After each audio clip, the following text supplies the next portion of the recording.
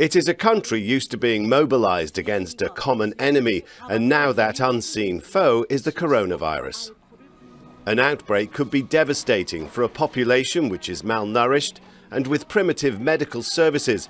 From the start, it's taken tough measures, like closing its border with neighboring China.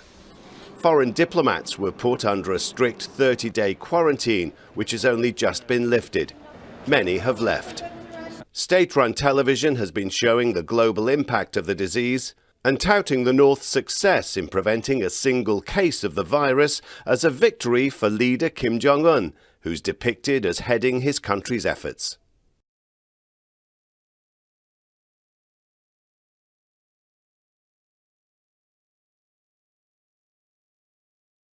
Tory MP and Junior Health Minister Nadine Dorries has tested positive for coronavirus. The 62-year-old is the first British politician to have contracted the virus. Ms Dorries said, "As soon as I was informed, I took all the advised precautions and have been self-isolating at home." The Health Minister has sparked more Parliament coronavirus fears, as she reveals a member of her team has also fallen ill, but did not name the person suffering symptoms. The Department of Health said that Ms Dorries first showed symptoms on Thursday, the same day she attended an event hosted by the Prime Minister. Labour MP Rachel Maskell has also revealed that she has been told to self-isolate over coronavirus fears after she met with Ms Dorries.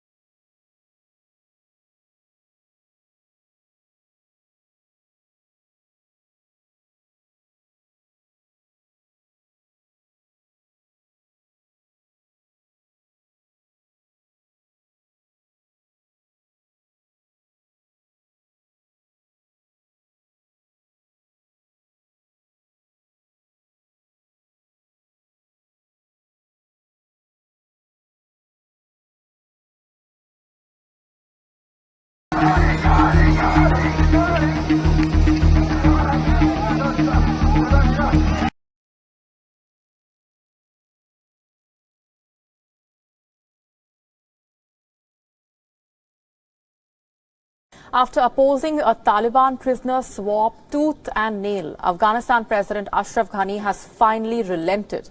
The president has issued a decree for the conditional release of Taliban prisoners. Ghani wants certain assurances before he releases hundreds of former insurgent fighters.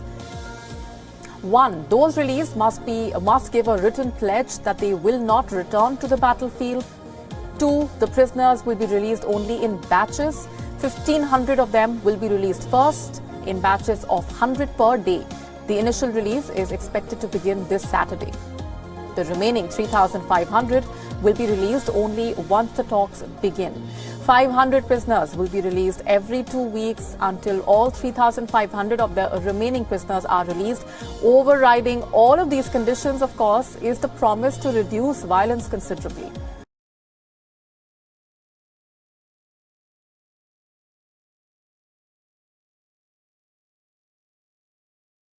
I think there would be a lot easier ways for the Chinese to spy on us than building backdoors into Huawei's 5G products, to be honest. And what we really need to think about is what the opportunities are here.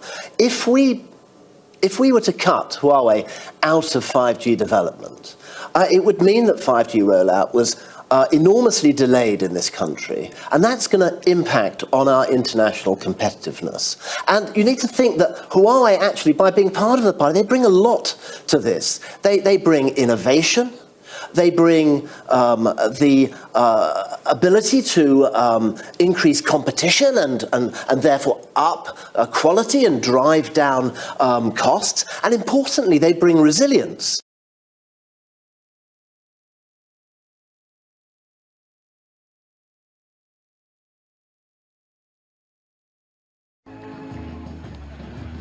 The moment just before Sunday's attack. Prison guards from a women's jail where armed separatists are locked up are marching. The governor takes to the podium praising Cameroon's government. Then this. Panic as an improvised explosive device detonates. One soldier is killed instantaneously. Scores are injured, mostly members of the security forces. Armed separatists from the English-speaking region claimed responsibility for the attack. They want to break away from Cameroon to create their own country, Ambazonia. There are more than 20 armed separatist groups active in the English-speaking regions of Cameroon at the moment. Rarely do they make public declarations, fearing they could get detected by Cameroonian security forces.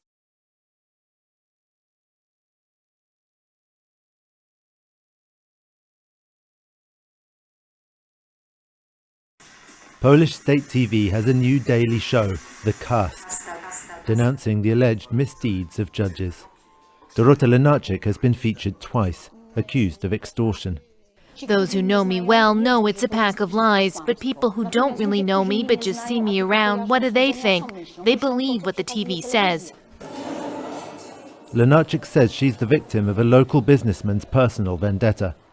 His story suited the state TV's campaign against judges, no matter that in the real world, Lenarczyk has not even been accused of any wrongdoing, let alone suspended from her job or investigated. She continues to work as a judge in the small town of Żywiec.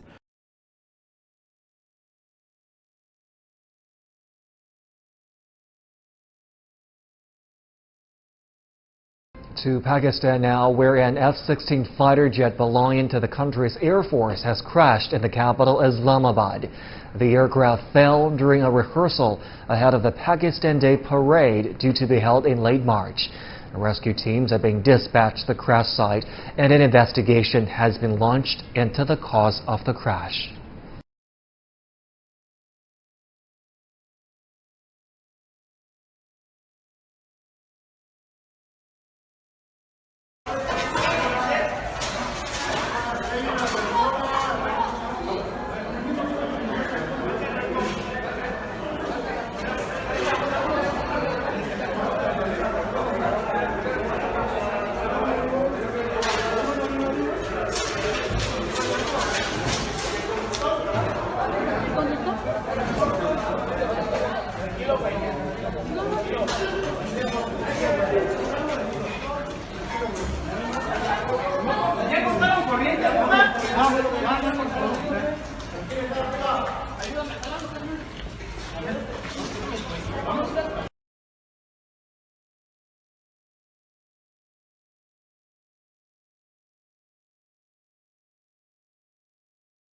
Formula One ace Daniel Ricciardo says drivers need to remain vigilant ahead of this weekend's Grand Prix.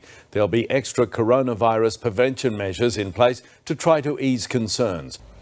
The message is simple, Pete. If you are feeling sick, stay away. The Grand Prix is exactly the kind of event where coronavirus could spread. That's because hundreds of thousands of people are expected here at Albert Park over the next 4 days. That is why it is a very different Grand Prix this year. And we saw that with star driver Daniel Ricciardo today. He did greet fans, but instead of the usual handshakes and selfies and hugs, he was elbow bumping them. There'll be far fewer chances for fans to interact with drivers over the course of this event. There will be opportunities to see them, but not get too close.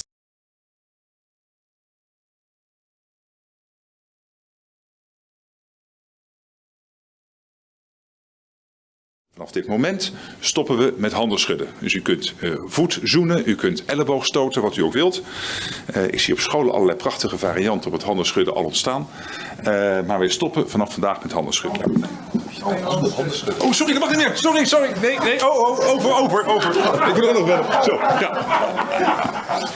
Erg, zo'n gewoonte. Ja, dat mag dus niet meer.